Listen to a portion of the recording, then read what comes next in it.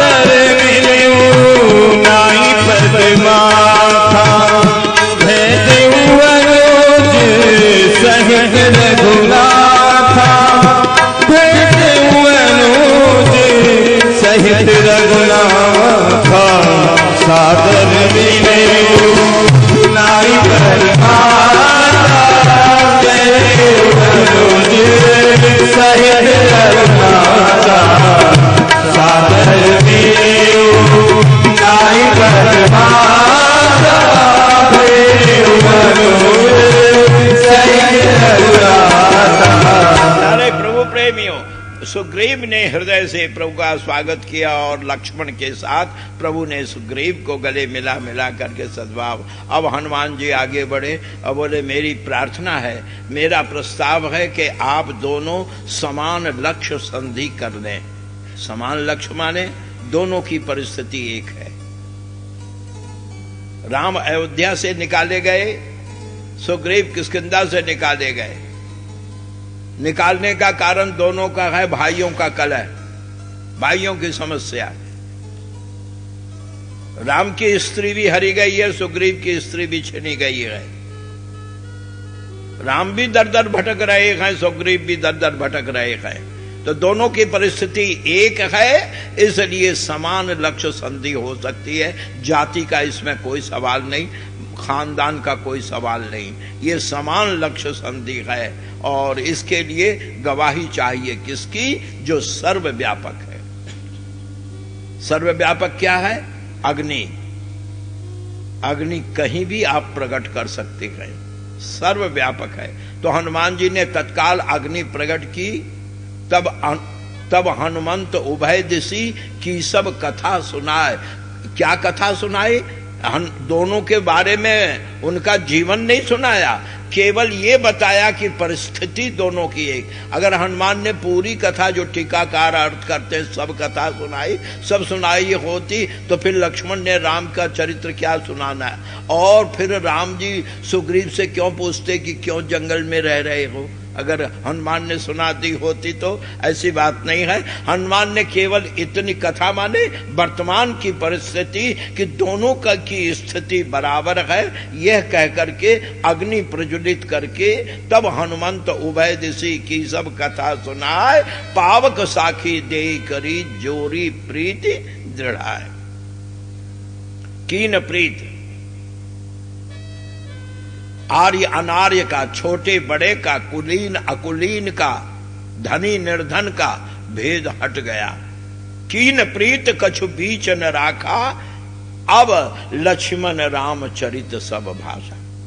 अब लक्ष्मण ने राम का चरित्र सुग्रीव को बताया कि अवध नृपति दशरथ के जाए, पितु वचन मान बन आए, और यहाँ हरि निश्चर वैदेही, सीता का हरण हो गया, और राम के साथ हम दोनों ही सीता की तलाश में भटक रहे हैं।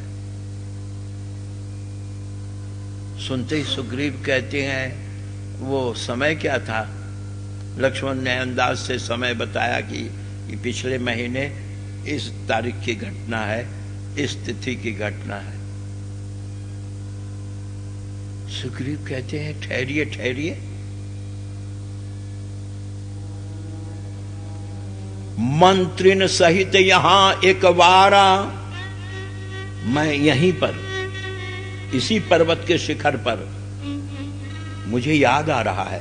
क्या? मंत्रिन सहित यहां एक बारा, बैठ रहे हूं कछु करत विचारा। ठीक, अब याद आया। गगन पंथ देखी मैं जाता, क्या?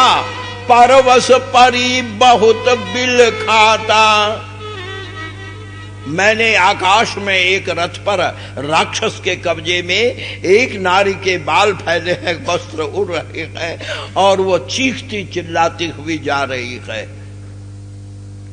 हमने कहा, ये तो जंगल में घटनाएं रोज हो ही रही हैं, राक्षस लोग कन्याओं का हरण कर ही रहे हैं। वो क्या चीख रही थी? कुछ तुम बता सकोगे? वो चीख क्या रही थी? सीता ही है अथवा राक्षस के चंगुल में फंसी कोई और स्त्री? क्या चीख रही? बोले चीख, हाँ प्रभु मुझे अच्छी तरह याद है। वो चीख कर यही कह रही थी, क्या? राम राम हा राम पुकारी। बराबर वो चीख में बस एक ही नाम बोले जा रही थी, राम हा रघुनंदन, हा रघुनंदन, असुर निकंदन। काहे न लेत खबरिया, आय राम काहे न लेत खबरिया।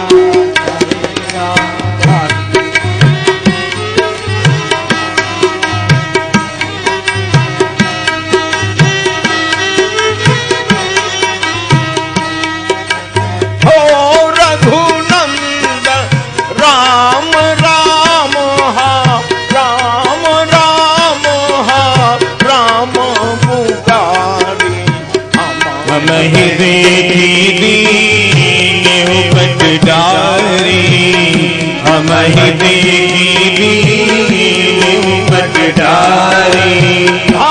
रघुनंदन असुर निकंदन, काहे न लेख खबरिया हाय राम, काहे न लेख खबरिया हाय राम, काहे न लेख खबरिया हाय राम। अच्छा राम, अब तो और प्रमाण बोले नहीं प्रभु, एक नाम और ले रही थी। वो क्या?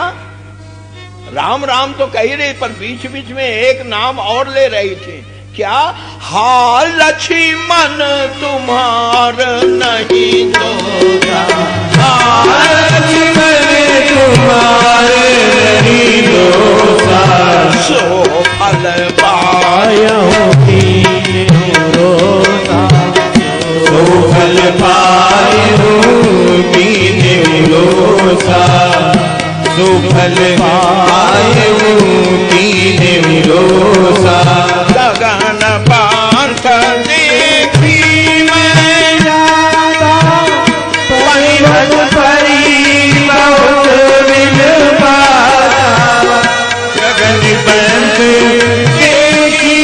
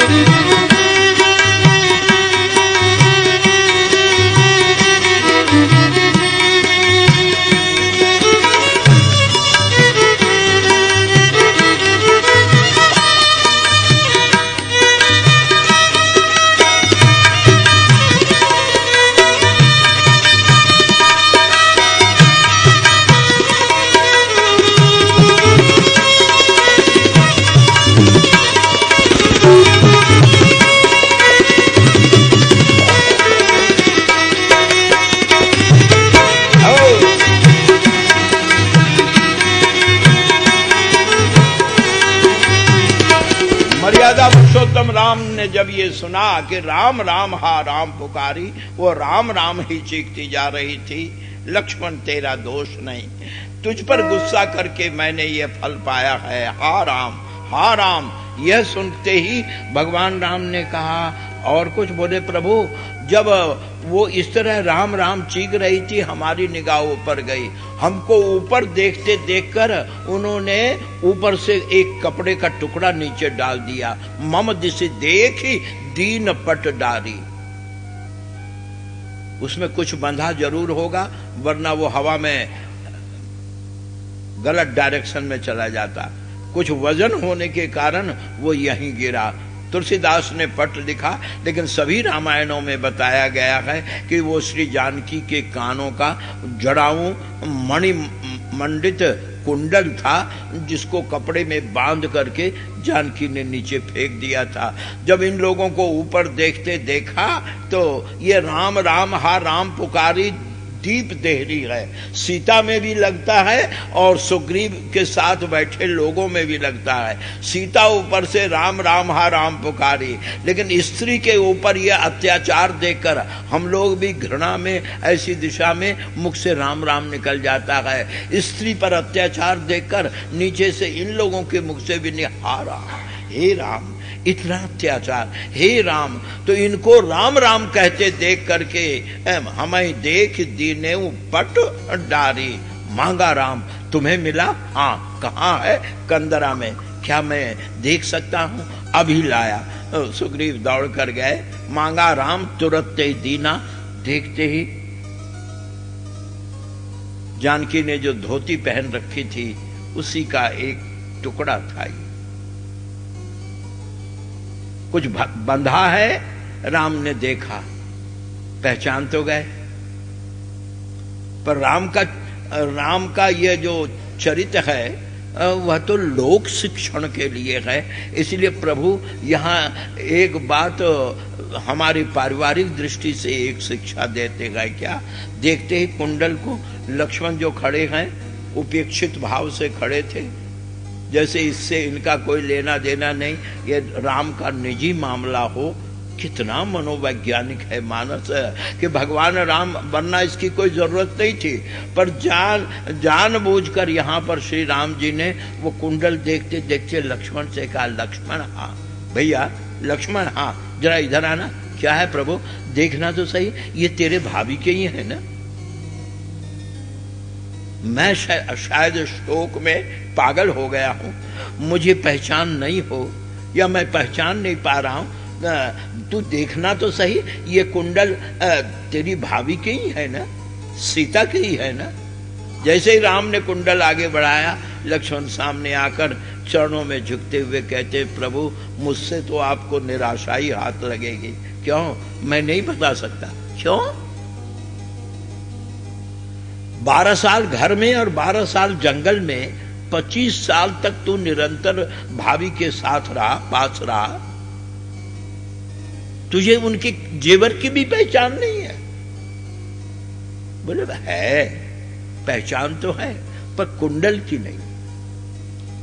क्यों? केयूरंग न जानामि अन्नच जानामि कुंडलम।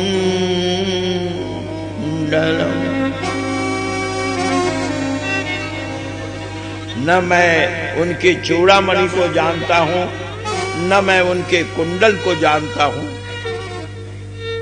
हाँ, अगर पांव का नूपुर होता तो मैं तुरंत पहचान लेता। क्यों? प्रतिदिन नियम था कि मैं नित्य कर्म से निवृत्त होकर आपके और भाभी के चरणों में प्रणाम करता था। तो रोज प्रणाम करते समय पांव के नूपुर को तो मैं देखता था, लेकिन मैंने कभी आंख उठाकर भाभी का मुख देखा ही नहीं। तो कुंडल की तो बात क्या, कुंडल की तो बात क्या। केवूरं न जानामि न च जानामि कुंडलम निपुरम चैव जानामि क्यों नित्यम पादाभिवंदना। एक आधुनिक कवि ने भी लक्ष्मण के इस भाव को अपने शब्दों में कहा कि लखनलाल कहते हैं,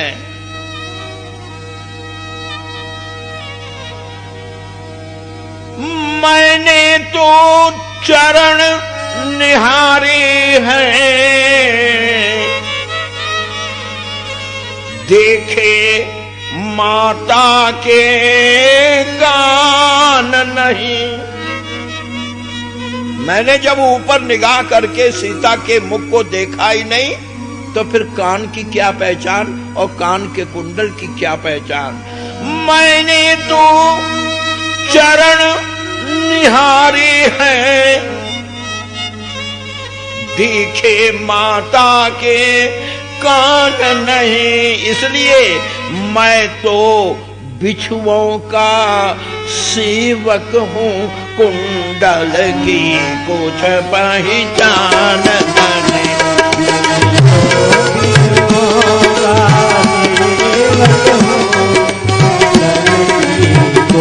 पहचान नहीं। मैं तो बिच्छुओं का सेवक हूँ, कुंडल की कुछ पहचान नहीं। मैं तो बिच्छुओं का सेवक हूँ, कुंडल की कुछ पहचान नहीं। मांगा राम तुरंत ते दीना, पाटन मुरलाई सोच अति कीना। राम तुरंत ते दीना, पाटन मुरलाई सोच अति कीना। कह सुग्रीव सुनहु रघुवीर, कहु सोच मन नहु धीरा। सुग्रीव सुनहु रघुवीरा, कहु सोच मन आनहु धीरा। सुनहु रघुवीरा, कहु सोच मन आनहु धीरा। प्यारे प्रभु प्रेमियों, जानकी के वस्त्र के टुकड़े को और आभूषण को लेकर के राम और लक्ष्मण को दुखी होते देखकर लक्ष्मण ये कहते कि मैंने तो भाभी के कभी कान देखे नहीं, जब देखे चरणों को ही निहारा है। ये कहते कहते लक्ष्मण राम की गोद में सिर रखकर जानकी के हरण की घटना से प्रभावित होकर रोने लग गए। राम भी लक्ष्मण के सिर को छाती से लगा करके रो रहे हैं। दोनों भाइयों को यह विलाप करते देखकर मित्र होने के नाते, मित्र धर्म के कारण सुग्रीव आगे बढ़े और राम जी का हाथ पकड़कर कहते हैं क्या? तजव सोच आनव मन धीरा। आप सूर्यवंश के हैं, आप अगर इस तरह से कातर होकर के रोने लगेंगे, क्या करूं? मेरे पास क्या साधन है? हम दोनों भाई भटक रहे हैं, कुछ समझ में नहीं आता है कि हम कब तक खोजते रहेंगे, कहां खोजेंगे। बोले आप फिक्र मत करो, ध्यान देना। गोस्वामी जी कहते हैं, सुग्रीव कहते हैं का सुग्रीव सुनौ रघुवीरा, तजौ सोच आनौ मन धीरा। सब प्रकार करिहौं सेवकाई, यही विधि मिले जानकी आई। ये सुग्रीव का कमिटमेंट है। ये सुग्रीव वादा करता है अपने मित्र से, फिक्र मत कीजिए, सब प्रकार करिहौं सेवकाई, कुछ भी करना पड़ेगा करूंगा। जय विधि में नहीं जानकी आई, आपको जानकी से मिला कर रहूंगा। बहुत बड़ी बात है। राम तो थोड़े में केवल प्रणाम करने से ही प्रसन्न होते, लेकिन मित्र ने यह वादा किया कि सब तरह से सेवा करके जानकी से आपको मिलाऊंगा। सुग्रीव से राम जी कहते तुम तो मिलाओगे, पहले अब तुम बताओ कि तुम्हारी तकलीफ क्या है। कारण कवन बसौ बन नाथ कहो तात सुग्रीव, तुम जंगल में क्यों रह रहे हो? सुग्रीव ने कहा छोड़िए, मेरे दुख की कहानी तो समुद्र है, क्या बताओ। सब कुछ लुट चुका, सब कुछ लुट चुका। हाँ, बात क्या है? बोले प्रभु बात यह है कि हम दो भाई हैं, नाथ बाली और मैं दो भाई, हम दोनों भाई। और बाली का नाम पहले लेकर बता दिया कि वो बड़ा है और मैं छोटा हूं। नाथ बाली और मैं दो भाई, प्रीति रही क्या शुरू से ही तुम दोनों में खटपट? अरे बोले नहीं प्रभु, एक के बिना दूसरा रह नहीं सकता था, इतना प्यार था। प्रीति रही कछु बरनी न जाई। फिर ये विरोध, बोले गलत फहमी के कारण। क्या गलत फहमी हुई? बोले बात यह है प्रभु कि मैं दानव के दो पुत्र थे, मायावी और दुंदुभी। तो दुंदुभी को बाली ने बड़ी बेरहमी से मारा था। उसकी हड्डियों की टाल पर्वत पर जहां तहां बिखरी थी। उसका छोटा भाई जब उधर से निकलता था, अपने भाई की हड्डियों को देखकर उसके क्रोध की ज्वाला भड़कती थी। पर बाली से जीत नहीं सकूंगा। जब बड़ा भाई नहीं जीत सका तो मेरी क्या हस्ती, लेकिन अपने को वो नहीं संभाल सका तो उसने युक्ति की। क्या? बानर को रात में नहीं दिखता है, बानर दिनचर है और राक्षस निश्चर है। तो कहते हैं रात के समय बाली के दरवाजे जाकर 2-4 गाली बककर चला आऊंगा तो भड़ास निकल जाएगी। तो प्रभु उसने किया क्या?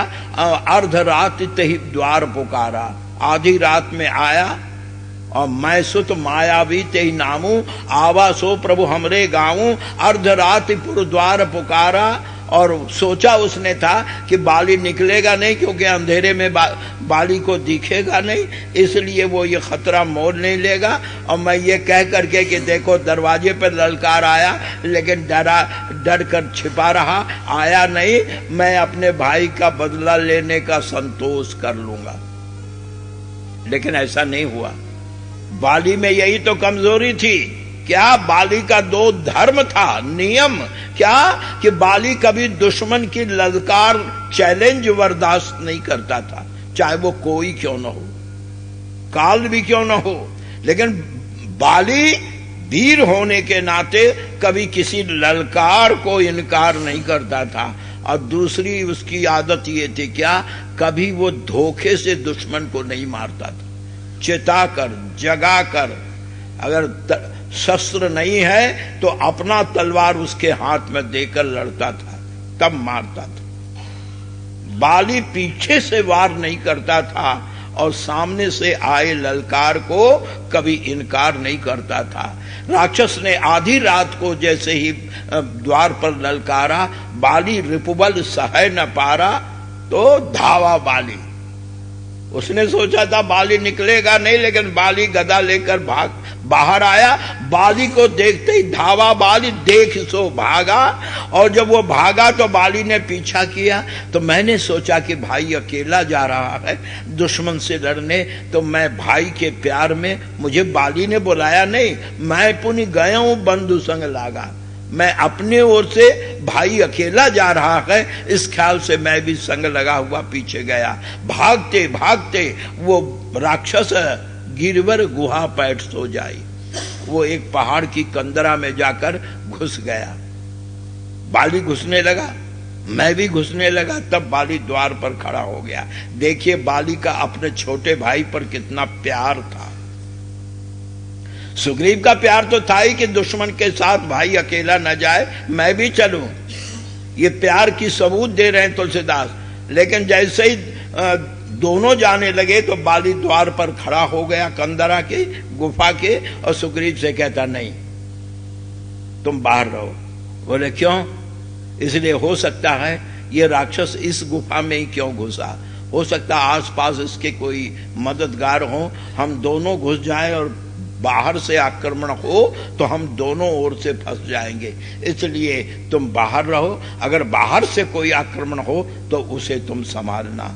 और एक बात ये भी तो है, हम 2 ही भाई हैं, दोनों ही अगर भीतर चले गए तो वंश समाप्त हो जाएगा, इसलिए तुम बाहर रहो।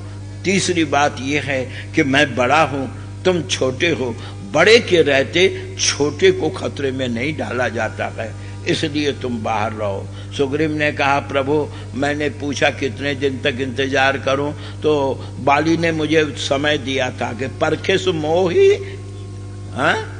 एक पखवारा, मुझे 15 दिन तक तुम यहां पर मेरा इंतजार करना। अगर 15 दिन तक मैं नहीं लौटूं, नहीं आवो, तब जाने सु मारा, समझ लेना कि मैं मारा गया, फिर तुम्हें जो अच्छा दिखे वो करना।